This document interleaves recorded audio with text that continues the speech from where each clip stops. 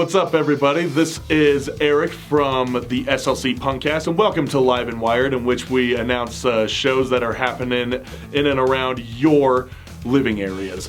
And I will also regale you with tales from the pit. And I do have a few from the pit. Well, actually, I just have one, but it's a pretty long one. So, yeah, let's get into it. This is a...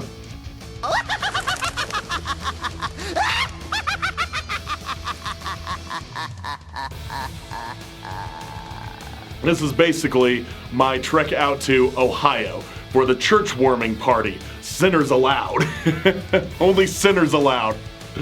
Anyway, the so-called church warming party was put together and hosted by this guy named AJ. I don't know his last name, but he was Piss Snake in the original Cancer Christ lineup.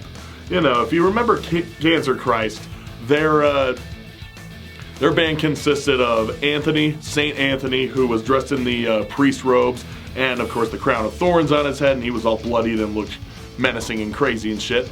And everyone in his band, they all wore reptilian masks. They were basically anthropomorphic snakes, the Snake Boys. So this guy AJ was one of those Snake Boys. Anyway, Cancer Christ is not a band anymore. If you've been paying attention to what I've been covering with them the past year and a half or so, then yeah, you know what's going on. But anyway, AJ resides out in Ohio, and he ran this little mask in a little small town called Chillicothe, and that was like about 50 miles south of Columbus, and yeah, his the owners of the space that he was. The people who are leasing out this space, they all of a sudden just kicked him out, be like, you know what, we don't want you here anymore. And it was, he had no reason why. They didn't really give him a reason. He always paid his rent on time. He was always, he never got a noise complaint. He was always respectful of the space. But it was just as well because he was looking at relocating to a new spot anyway. And it just sort of lit a fire under his ass that he had to, he had to get to it. He had to go find a new place, and that new place happened to be this church that was in the middle of nowhere, Ohio. That's how I put it. It was like another, I don't know, 10 or so miles east of this little town, Chillicothe, and it was surrounded by farm areas and a shitload of corn, because Midwest and whatnot, and yeah, you had to follow like a very specific set of back roads to get to this church. And yeah, that's what it was. He bought this church, and it's not a church anymore. Well, I mean, it is, but it's his residence. That's where he lives. And yeah, we get there. We get there finally, and then we're greeted by AJ. We're greeted by his friend Bishop. We're greeted by all these other people. And these guys were all on a personal invite list. This was the thing. It was a housewarming party. And he didn't want the location to be public. He didn't want anybody to know about it. Because it was his house. And he wanted it to be a party with bands and a show and everything. But he just wanted people he trusted to be there. And my friend Liz, She was friends with him, is friends with him, and they've been like exchanging information back and forth and just building a friendship online. And every time Cancer Christ came through, she would always be hanging out with him. So yeah, they built a friendship over the years, and she got the invite to this church warming party, and she was granted a +1. And she knew how much I loved Cancer Christ and knew how much I was interested in seeing all this shit that he had collected over the years, all these stage props and all these theatrical pieces and all these masks and so many other things. Then, I'll be getting to that in a minute, that she invited me. So, of course, I'm like, I'm fucking there. I want to see this. So, I got invited to the church warming thing. So, we get to the church. We have to park the rental car a little ways up the road. And then we get back, and then we walk back to the church. We go inside, and then we're given a little pass, fun little pass that has a picture of the stained glass window the stained glass window in what is now the mess hall or the rec room, whatever you want to call it. It's the area where, when it was a functioning church, where all the sermons were taking place, all the, but it was gutted. There are no more pews, there was no more podium. In its place was a skate ramp and walls upon walls of all these arts and stage pieces and masks and other props that were used by the bands Cancer Christ, as well as Gwar and Buckethead, Ghoul, Mushroomhead, and especially Slipknot. Slipknot, oh man, he had a wall, a literal wall of their masks. And if you are caught up on Slipknot's history, you know that there was always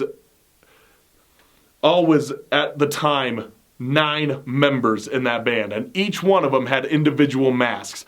And over a career nearing 30 years, he had every iteration of every member's masks all in a row, just stacked on top of each other. It was fucking amazing. It was crazy. And I was just sitting there like, ooh, I remember that one. I remember that one. That was from Subliminal Verses. Corey was wearing the Leatherface one. That one was really cool. But I really loved the one over there that he wore during the Gray chapter. Where the mouth was like stitched up and it was able to open a little bit. I especially loved the bloody bandage clown. That was one of my favorites. And of course, Craig always had the pins. The pinhead looking guy. And and Chris, I especially loved the little Pinocchio nose with the zipper mouth, and and Jim Root's demented jester. And I especially loved Joey Jordison's mask where he had the fucking crown of thorns on there. So that was pretty epic.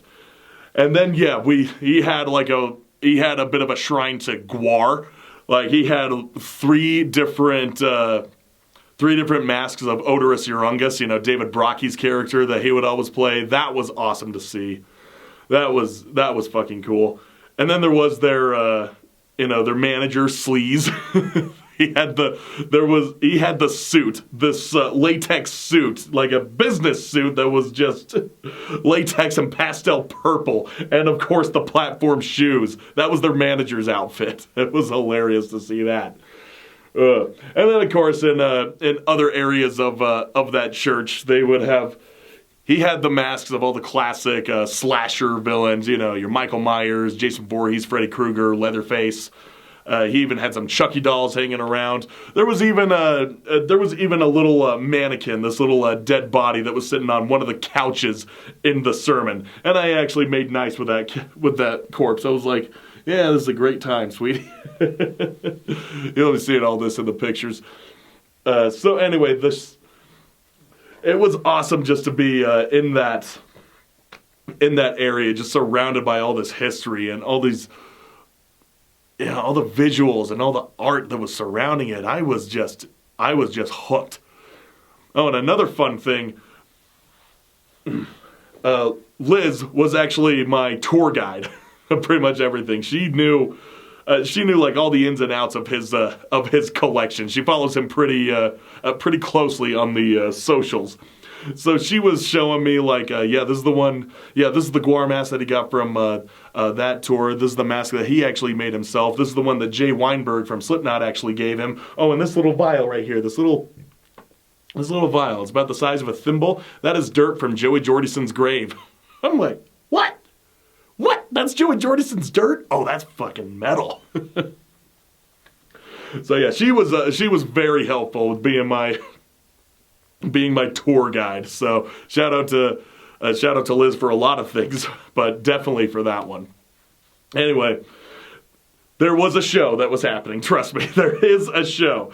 And the show's it consisted of 3 bands. There were 2 locals, one of which was called I know the name, it's just not off the top of my head. So just give me 1 second here. Jaw Harp. Jaw Harp. They were fucking fun. yeah, Jaw Harp was just a really heavy sludge metal band. They played like maybe 6 or 7 songs, and yeah, the riffs were just crazy. The beats were just absolutely bludgeoning, and the guy's vocals were just like he had a powerful voice to him, and yeah, I was really enthralled. I was just like I was just kind of mesmerized by the whole performance. And then eventually I went and found their album on Apple Music, and I was just listening to it go, they sounded so much better live. So much better live. Not to dog on their recorded material. It's still fun. It's still really great music, but live it just had so much more energy to it. So much more. Yeah, and it's just awesome seeing metal bands play on this. I forgot to mention, it's a skate ramp. There is a skate ramp where this podium would be in that church area. It's like, let me paint the picture for you. It's like, here's the church, here's the steeple, here's the stained glass window. Anyway, the stained glass window, like so, and then the mini ramp, it's a half pipe. Just making the window smile, you know what I mean? And it was on that mini ramp that the bands would set up. That's what they were using as their stage. So these heavy as fuck bands playing on a mini ramp in front of a stained glass window in a church. Bet you can't steal that. I mean, who else can say that? Besides everyone else who was there, but honestly, it's... Even in the grand scheme of things, not a lot of people can say that. Fact is, it was just like a very exclusive show. By the way, we had to sign waivers. Yeah, I am not even kidding. Like, we had to go and sign waivers. We went to the, to look at the little merch table for AJ. AJ's wares, the masks that he has made, and he is, like, looking to sell.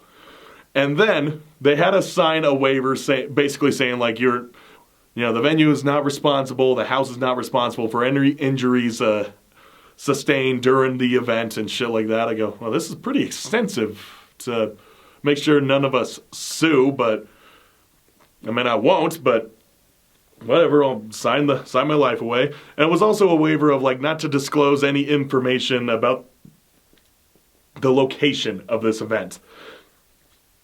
Like you said, don't post, you can post and take pictures and post them, just don't post them, just don't say where you are. Don't drop the address, don't drop the sign or anything. We don't want a lot of people to know about this. And I'm thinking, well, whether or not people know that this is happening, where exactly are they gonna find the time to find this place? It is so secluded. Then again, I'm not from the Midwest, and in that specific area of the Midwest, maybe people have more time on their hands. I don't know. I don't know. I just chilled there and did what I was told. And there's another funny story later on. But anyway, the show is going on. Yeah, Jaw Harp was really great.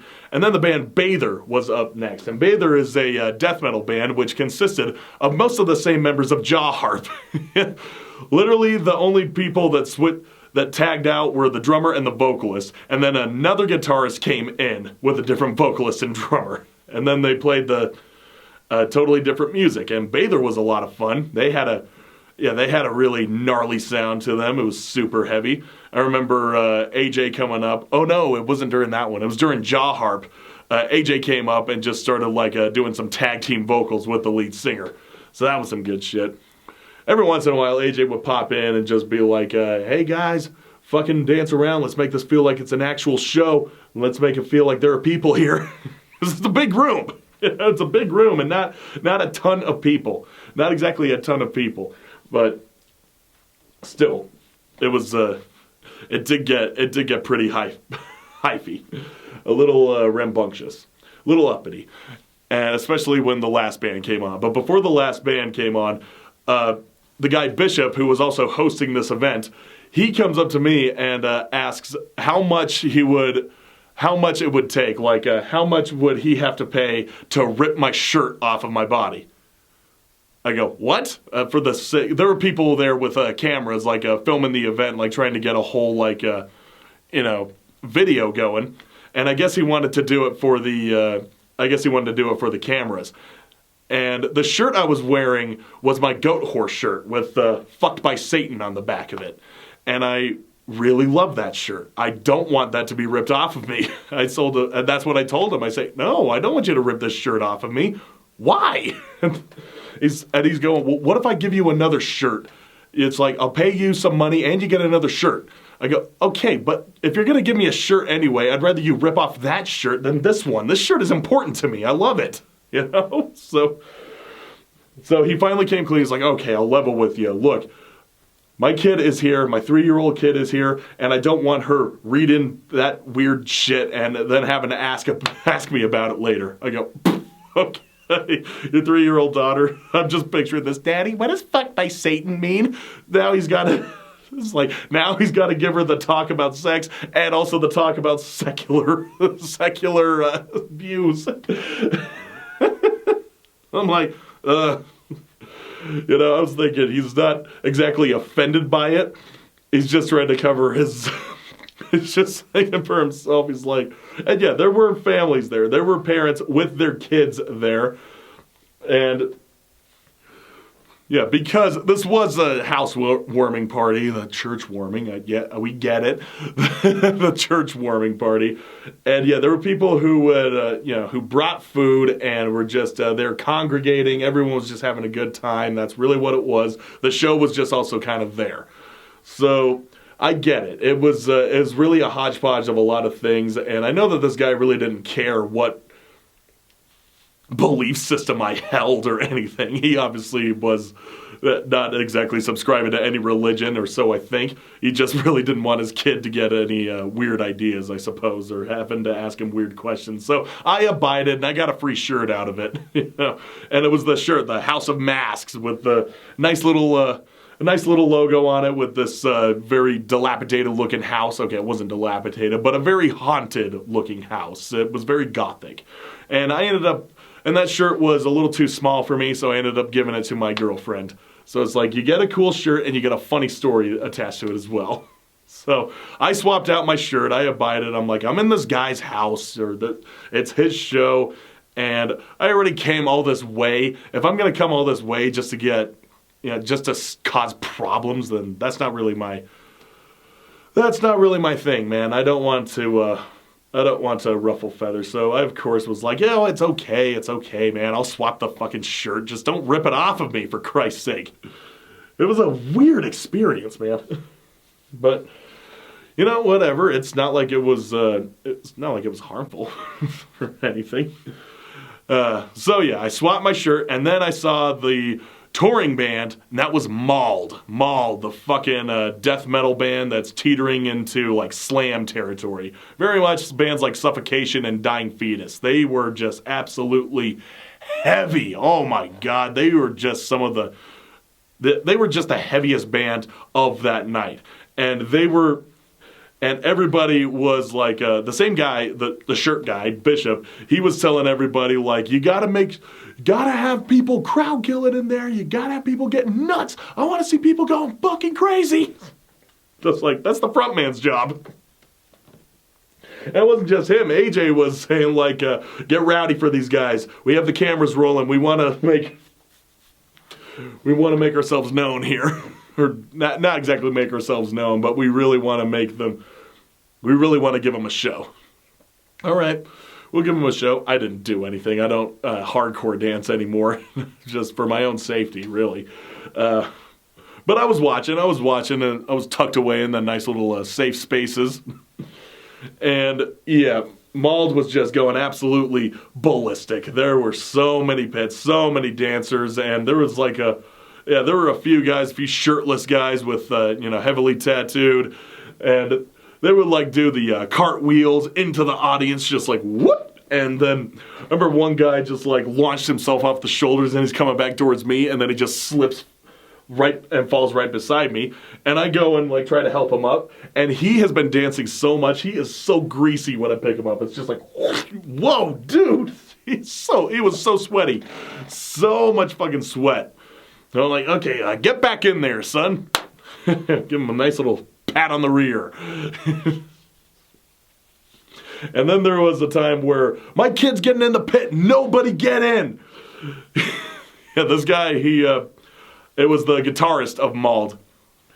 He just took the mic from the lead singer, said that, and then his little 4-year-old kid just starts going around and starts dancing, like slam dancing and crowd killing and everything like that. And everybody's just watching like, oh, look at the little guy.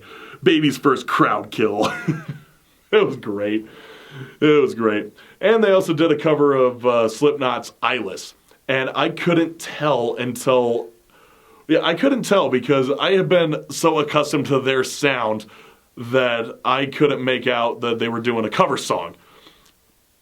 Until he announced, like, towards the end, like, at the very end of the song, it's like, come on, guys, let's see it fucking go crazy. It's a Slipknot song. And then, you can't say California without Marlon Brando's eyes. I go, oh, shit, okay, that's pretty cool. I haven't heard anyone cover Slipknot, mostly because you can't get everyone to play all the required instruments. Yeah, it's like, we're a five-piece band. Let's get 4 other people up here. We need you on this drum over here, you on that drum over there, you on the keys, you on the turntables, and you as the hype man. So, yeah, I think we got it. Yeah. But it was fitting that they are playing a Slipknot cover song in the one room where they are surrounded by all this Slipknot paraphernalia. It was an intense show. Well, not exactly intense. It was a fun show. But had some very intense essence about it. So, yeah, metal show in the church, only sinners allowed. It was a good time. And then the show is over, and everyone else is just kind of hanging back and, talking amongst themselves and just chilling, eating some of the food. And then once the band's cleared up their gear, then everyone who had a board just started playing skate on the mini ramp. And I was this close to getting on there, but also for my own safety, for the very same reason why I don't hardcore dance anymore, I don't skate, at least not without a helmet. And I didn't have a helmet. I didn't even have a board that I could use, and I felt so weird asking them. I mean, I know they wouldn't have really cared if I asked, but no, I didn't want to chance anything. So, yeah, that was my first show out in Ohio. The first show that I have ever seen out in Ohio, in that church, and I'll probably never see it again. It's not exactly open for the public or anything. It's just there. It's not a storefront or anything. That's just his home. He lives in a church. And it's a nice church. Nice space. Really nice space. Nice area, too. Except for all the bugs. The area of Ohio, where Columbus is, it's a marsh. It's a super marsh area. It's all the bugs we had to dodge, in the shitty hotel room. We had like 3 beetles that we had to exterminate ourselves. At least there weren't any bed bugs. Now, the hotel was the worst part about that whole trip, but, I don't need to bore you with the details of the rest of the trip. It was a nice town to walk around, a very small one, sort of reminds me of Heber, Utah, if you're living out here, or even like Park City a little bit, just not on a slant, It was very quaint, had a nice little welcoming appeal to it. There was a charm to it. And I located the only record store there, Apollo Records, and I managed to score 2 records that have been on my radar. One was The Fear of a Black Planet by Public Enemy. And the other one was Lamb of God's Ashes of the Wake, live in Richmond, Virginia. And you can't find that album anywhere. The thing was, it was a concert, it was the entire set that they recorded when they played in Richmond during the Ashes of Leviathan tour that they did with Mastodon. Where they would play Ashes of the Wake in its entirety. Yeah. And I heard that they had released a live album, but I couldn't find it anywhere. Not on the digital platforms. And then I find it in this record bin in the middle of Columbus. I'm like, fucking yoink, that is mine. That is mine, motherfucker. So I was stoked to get that record. So yeah, I'm coming back to coming back to Salt Lake, coming back home with a little more than some good memories and some funny stories. But anyway, that was my tale from the pit. Had to go all the way to the middle of Idaho to see a metal show in a church. Yeah, too bad we can't do one closer here. Yeah, when is Salt Lake going to buy a church? Or when is a promoter from Salt Lake going to buy a church, build a mini ramp in there, and then it's going to have to be me. It's going to be me, is it? Well, better get started. But before I do, we have got some shows that are coming up. And I told you guys that October is going to be a loaded month for shows. Yes, it is. And every day I see another show getting announced 2 weeks from now. I'm thinking, guys, we gotta give it a rest here, man. Let's just take a breather. I know we're all excited to play a show before winter happens, and the holiday seasons kick in and everything's fucking whack, but okay. But you do you. Now, you don't have to go to all of these shows, but I have to announce them. I choose to. But let's get started. So on the 4th, there are 3 shows. There is Fleshwater, Angel Dust, and Military Gun playing at the Soundwell. That is $35.23, and it starts at 6 p.m. And then Jaws Presents event will be Fall 50 Feet in Your Grave and One-Sided. Going to be at Church and State. It is $15, and I assume this is starting around 6 p.m.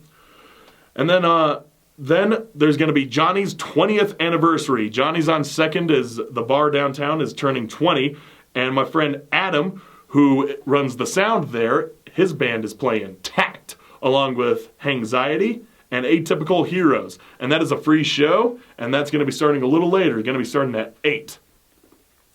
And finally, we got Morrissey returning to Salt Lake playing the Union. That is a $73.75 show. You know, he's got to pay those vegan bills somehow. He's got to pay for all that processed anti-beef shit. So it's getting more and more expensive, I guess.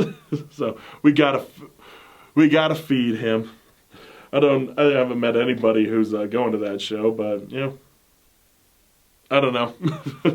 Would that be funny? He shows up to an empty room. That'd be crazy. Now, there's so many people who are diehard Smiths and Morrissey fans. Yeah, they're going to be there. Anyway, starts at 8 p.m. Then on the 6th, Reverend Horton Heat is coming to Salt Lake with the McCharmleys, and he's playing at Metro. That is a $40 show starting at 7 p.m. But I'm getting in for free because my lovely girlfriend is friends with the doorman. I'm friends with him too. I just didn't know how to contact him, but he got his guest listed, so that was nice of him. Shout out to my girlfriend Katie, and shout out to Ian, the doorman. You're there pretty much every fucking night. I don't know how you do it, but you do. Anyway, then on the 7th, 3 more shows happening. We have Bless the Fall, Miss May I, Dark Divine, and Colorblind playing at the Complex. That is a $42.55 show, and it starts at 6 p.m. And then Dark Angel, Sacred Reich, Violence, and Midnight and Interceptor will be playing at the Depot for $45. That is starting at 6 p.m. And then for all you new metal diehards, Mudvayne and Static X are bringing their co-headlining tour in which they are celebrating the 25th anniversary of their albums LD50 and Wisconsin Death Trip. Their seminal albums, the ones that everybody knows. They're bringing that to Salt Lake, and that is going to be with their friends in the band Vended. It's going to be played at the Union. It is $68 to enter, and it starts at 6 p.m. And then there are 2 shows on the 8th. The first is The Story So Far, Neck Deep, Origami Angel, and Pain of Perfect lineup. So I'm excited for that one. And that's going to be at the Depot, $44.50 to enter, and it starts at 7 p.m. Then on the 9th, Pup and Jeff Rosenstock are on a co-headlining tour. They're calling it the Friendshipness Tour. And that's going to be, Yeah, they're playing alongside Echo Estral. That's going to be at the Complex. It's going to be $50, and it starts at 7 p.m. And then on the 10th, My New Mistress, MPNK, and Hi-Fi Murder be playing a show up at Funkin' Dive. That's going to be at 8 p.m. Don't know how much that is, but if it's a bar show up there, up in Funkin' Dive, I think it's going to be $5. That's my prediction. Then on the 11th, Mask is releasing their first album. Or maybe it's an EP, I can't remember, but it's a record release show nonetheless. And they are going to be joined by Forever War, Knife Point, Bloody Death Punch, and Two Winters Only. That's going to be at Liberty Motors. Yes, Liberty Motors. And it's a $5 show and starts at 6 p.m. Why Liberty Motors? I don't know. But it looks like it'll be a parking lot show, so that's going to be pretty rad. And finally, on the 12th, the show that you've all been waiting for, the mighty Alice Cooper and Judas Priest and Corrosion of Conformity, all playing over at the USANA Amphitheater. I really, really, really want to go to that show because while I've seen Judas Priest, I've only seen Corrosion of Conformity once and Alice Cooper once. And I want to see Alice Cooper again, goddammit, because it's Alice Cooper. You go to see the show. It's the whole fucking thing, the whole point. I want to see that again. The last time I saw him was, it was 12 years ago. 12 years. So yeah, I don't even care if I get shitty seats. I at least want to go there. So yeah, I'm gonna make it a point. And by the way, it's if you go on SeatGeek, you can find tickets anywhere from $56 to $233. You know, it's stupid, but SeatGeek is actually kind of the cheapest you will get. And starts at 6 p.m. So yeah, that's just the... boy, guys, that's just the first week and a half of October. The first week and a half, and it only gets thicker beyond that. It's going to be a busy month. So, of all the shows that I announced thus far, I hope that you guys can make it to those shows, and I hope that you stay safe at those shows, and I hope that you leave unscathed. And if you do leave unscathed, at least you'll have a cool story to go along with it. Hopefully. Anyway, guys, thank you for joining me this week. Once again, I am Eric from SLC Punkcast, live in Wire Tales from the Pit. And I'm going to turn it over to my co-host, Dustin, who's going to tell you about all the shows that are happening worldwide that may be in your neck of the woods. So stay tuned for that one. But until then, I will see you next week. I'm Eric. I'm out. Thank you, Eric. And now we go around the world in no particular order. And before we do, this is a tour Eric intended to share, so I'm going to do that for him. Our pals here in Salt Lake, Atypical Heroes, as you can see on this flyer, they've got a little tour, Vegas, a couple in Southern California, and then back to Vegas next weekend. There'll be Double Down Saloon in Las Vegas on the 8th. They'll be in Long Beach at Toxic Toast Records on the 9th. They will be with at Bad Dog Compound in LA on the 10th, and then in Las Vegas at 3 Star Punk Bar over on the 11th. We do have a couple of those flyers here. It looks like on the 9th, where this one is, they'll be with Mafia Rusa, Atypical Heroes with Rudo Skunk, Polemka, and Pisca 2. Looks like it's $10, 7 as doors, 7:30. So go check that one out. That one is on Thursday. Let's see. That's the Long Beach show. So the 8th, I don't have these in order. I apologize. The 8th, there we go. Shut Up Skank. It's Wednesday, October 8th is when you will see Atypical Heroes on this Double Down Saloon flyer. And you can go see them. Who's Robert Stokes and the Painkillers will also be there. Shut Up and Skank. That's Wednesday. And then the 9th as well. And then we've got this other one, where's the date? I apologize. This is the Los Angeles show. And it is $10, 18 and older. BYOB doors are at 7. Oh, it's 5 before 8:30, $10 after. There you go. Sorry, I didn't read that right. It also features Gabriela Penka, Anesthesia, Major League Skankers, Polmica, and Brutal. So there you go. Enjoy our pals Atypical Heroes if they are coming to your area. We'll jump back into the few that I am going to mention. Got a couple tours on this list, including the Sex Pistols tour is starting to wrap up here tonight.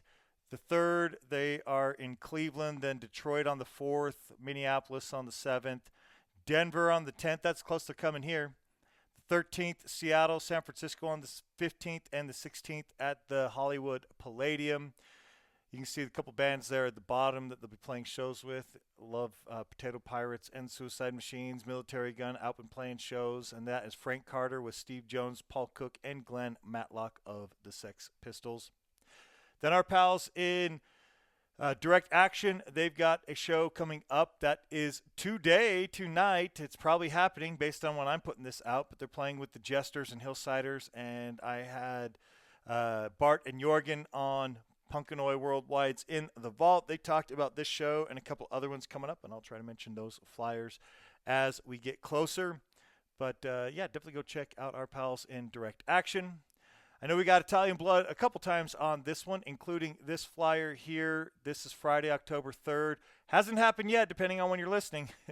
There's also a film screening that will be going along with this punk rock horror comedy musical, Jesus Christ Vampire Hunter.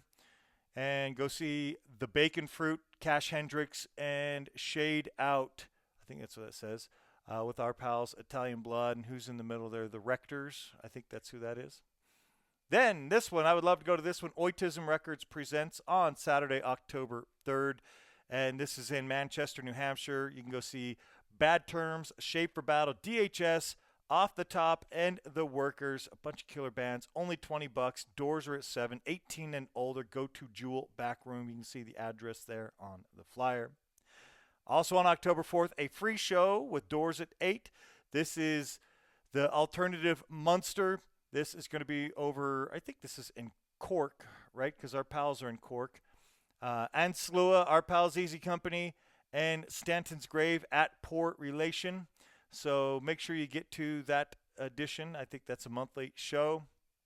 Maafa with Escape Rope, Lake Lanier, and General Grievance. That is going to be in Poughkeepsie, New Jersey at Reason and Ruckus. $8 in advance, $10 at the door on October 12th. 5 p.m. is when doors are, and it is an all-ages show. Then in Hamburg, Monkeys in Hamburg, today and tomorrow, the 4th. You can go see bands like The Let's Goes, Antagonizers, ATL, 8-6 Crew, Red Bricks, Gewandhond Strinker, I don't know if I get that right, 1984, and according to when I had this flyer anyway, they had 2 more bands that will be announced, and then they also have some after parties and such. So just moving right along to the GBH tour. I was talking about tours, right? Well, here is another tour, and this tour features GBH with Slaughterhouse. The left side is with Knuckleheads. It starts on October 9th in Austin, Texas. They have some Texas shows, and all the way down to October 23rd in Salt Lake City at Urban Lounge. Looking forward to seeing Knuckleheads with them. And then they start on October 24th in Denver, Colorado with the Mainliners as well, instead of Knuckleheads, going all the way to November 12th in Nashville. You can see that whole flyer, or you can go to GBH Official UK. I will recite some of the days as it gets closer. On October 16th and 18th in Denver, Colorado, you got the Rocky Mountain Ripper. That's a very large lineup, but, you know, some of the first build bands there. You can go see Riverboat Gamblers, The Booze, Criminal Kids, Royal Dead, MF Ruckus. Pretty stacked lineup there. Battle Sites, we've played them. Love those guys. And, you know, Chromalyps, I think we've played them before. So quite a bit going on. It's $20 per day. That's pretty cheap for everything that you're going to get on the 16th at Bar 404, and then the 17th and 18th at HQ. So 16th through 18th. Go check out the Rocky Mountain Ripper 5. Next, we've got an Oktoberfest with our pals Tension Scale. Tension Scale on October 4th is a rain day Sunday, I guess, on the 5th, by the way, but they will be at Middletown, Rhode Island, Rejects Beer Company. They talked with me about this over on Pals in the Vault, and you can go see the bands listed there on the flyer. Go check out our pals in Tension Scale. Looks like that's going to be a lot of fun. You got a Super Suckers tour, also Punkanoi Worldwide's in the vault. I was talking with Eddie Spaghetti of that band, and their album just dropped today. They've already on tour. Today they're in Phoenix, San Diego on the 4th, 5th in Long Beach, Pioneer Town, California on the 7th, Los Angeles on the 8th, Morro Bay, California on the 9th, working their way up the West Coast. They'll be here in Salt Lake City on October 22nd. They're also playing with Jason D. Williams, Wayne the Train Hancock.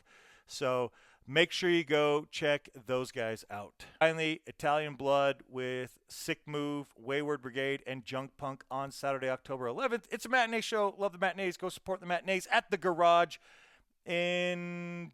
Where the fuck is that? I can't read what that says. Does it say over here? Live from the Garage. I think I just said that, though. Darnstown? I don't know. Doesn't matter. Go to Sick Move Music, and you can probably get more details on that. Italian Blood. Follow our pals. It's a 1 to 5 show. Only $10. Thank you for tuning in this week to Live and Wired, tuning in to Eric's Tales from the Pit. And looks like we're going to have to catch you next time because that's all we got for this time.